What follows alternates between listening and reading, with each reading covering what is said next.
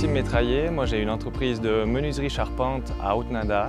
Quand on m'a approché pour participer à ce projet d'études sur une construction en bois un petit peu modulaire, sur le principe des containers, passionné par le bois, on a saisi l'occasion surtout de participer à ce projet.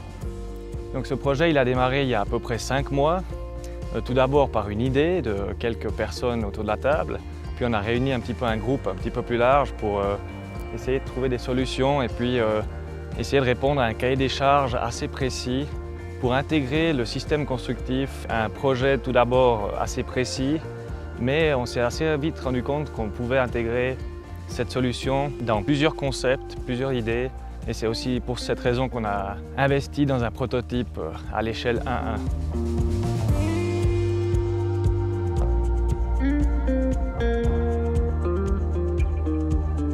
Si on imagine que là on est actuellement dans le corridor en fait, du futur hôtel, notre module se présente ainsi.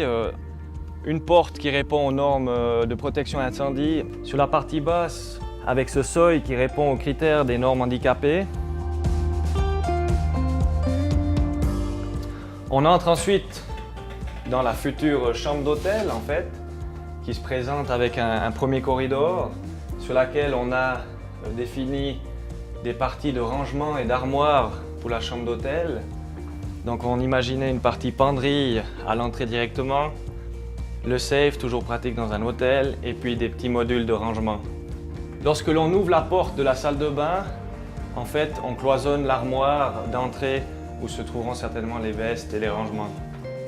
Une salle de bain tout à fait classique d'hôtel avec une belle douche, le lavabo, un sèche-serviette alimenté à l'eau, le WC. Si on poursuit la visite sur la deuxième partie de ce couloir d'entrée, encore des rangements où on a imaginé de pouvoir poser sa valise, d'y accéder facilement et pouvoir ranger une valise encore sur la partie basse.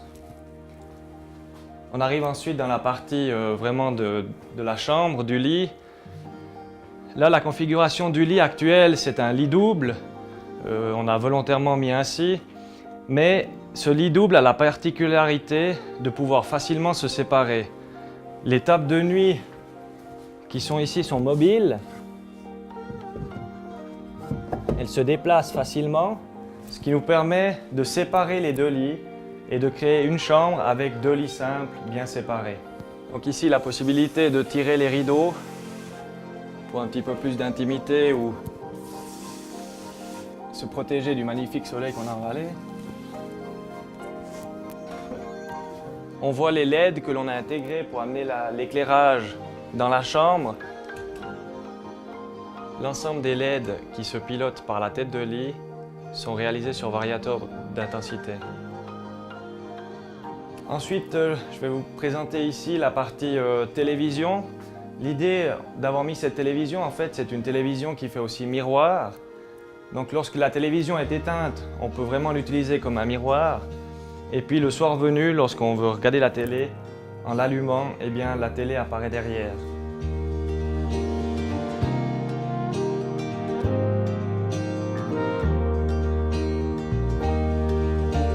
Bien, nous arrivons ici sur la partie du balcon où à nouveau on regarde les détails.